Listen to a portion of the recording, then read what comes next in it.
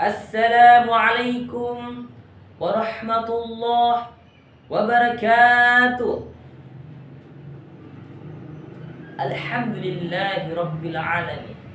Wassalatu wassalamu ala asrafil anbiya'i wal mursalin Sayyidina Muhammad wa ala alihi wa sahbihi ajma'in. Amma ba'd.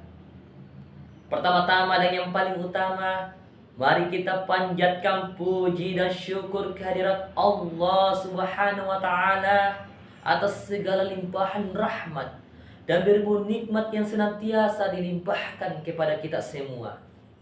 Baik itu nikmat kesehatan, nikmat kekuatan, nikmat kesempatan, dan yang paling terpenting adalah nikmat iman dan Islam. Yang kedua, sholawat berbingkai salam mari kita haturkan kepada pelipur larah di kala duka, pengobat kalbu di kala rindu, pelihanan hati di kala tersakiti, yakni Habibana wa Nabiyana Rasulullah Muhammad sallallahu alaihi wasallam. Nabi yang telah mengeluarkan umatnya dari zaman jahiliyah hingga ke zaman yang terang benderang dengan cahaya Islam. Semoga kita semua mendapatkan syafaatnya di yaumil akhir nanti.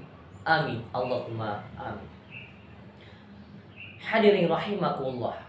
Pada kesempatan kali ini, saya Ainul Al-Jibran akan menyampaikan ceramah yang berjudul Pemuda Islam dan Tantangan Teknologi di Era Modern. Seiring perkembangan zaman, kita menyaksikan begitu banyak perubahan, baik di bidang teknologi maupun sosial budaya. Budaya asing dan budaya modern masuk dengan sangat cepat, bahkan seringkali tanpa adanya penyaringan nilai. Tantangan yang kita hadapi saat ini bukanlah hal yang dapat dianggap sepele. Karena jika kita cermati, penggerak utama era ini adalah anak muda. Siapa lagi kalau bukan kita?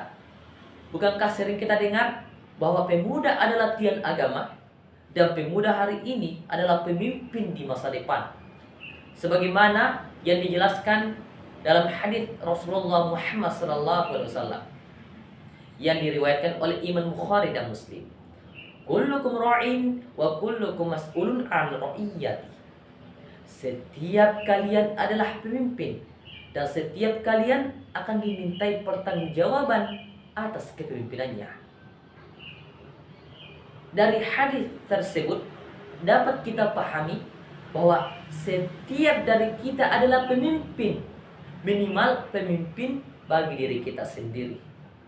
Oleh karena itu, sebagai generasi pemuda, kita memiliki peranan penting, terutama di era modern ini, untuk membawa perubahan ke arah kebaikan dan menegakkan nilai-nilai agama Allah dalam kehidupan sehari-hari. Hadirin rahimakumullah. Banyak sekali faktor penyebab lunturnya nilai dan rusaknya dinamika kehidupan di era saat ini. Salah satu faktor utama adalah perkembangan ilmu pengetahuan dan teknologi. Ketika kita mendengar istilah iptek, pikiran akan tertuju langsung kepada gawai, internet, digitalisasi, dan yang paling utama yaitu media sosial. Realitanya, masih banyak pemuda masa kini yang belum mampu memanfaatkan media sosial secara bijak, sehingga informasi negatif yang tidak tersaring seringkali masuk dan merusak pola pikir, pergaulan, dan bahkan merusak moral dan akhlak.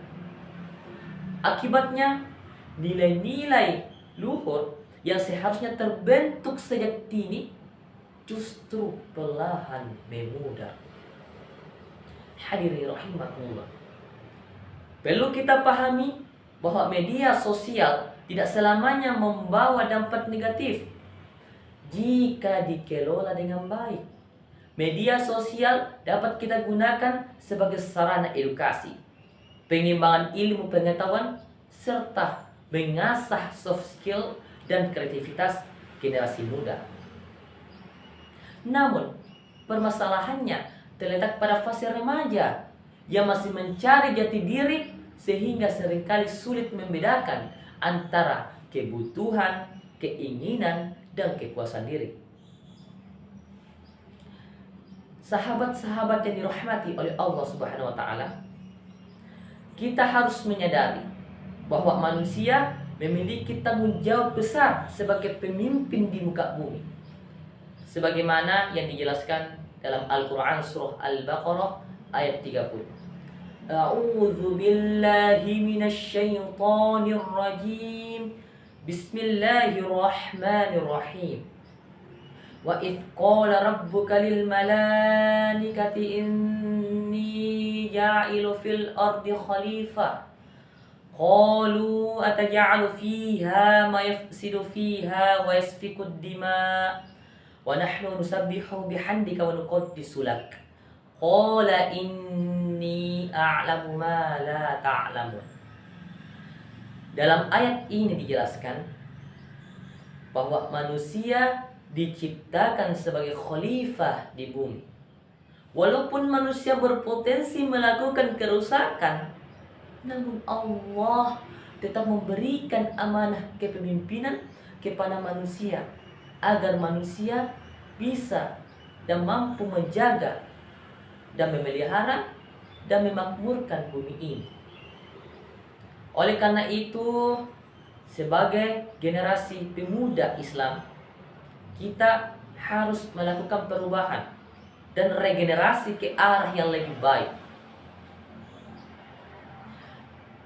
Kita harus berani bermimpi, bercita-cita, dan mewujudkannya menjadi kenyataan.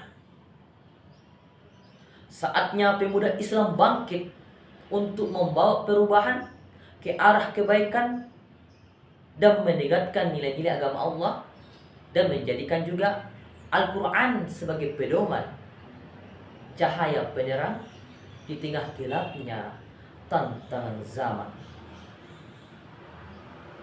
Hadirin rahimakumullah. Sebagai penutup, marilah kita menjadikan iman sebagai pondasi, ilmu sebagai bekal, dan akhlak sebagai identitas pemuda Islam. Ingat, tantangan zaman boleh berubah, tetapi nilai-nilai Islam tidak akan pernah usang.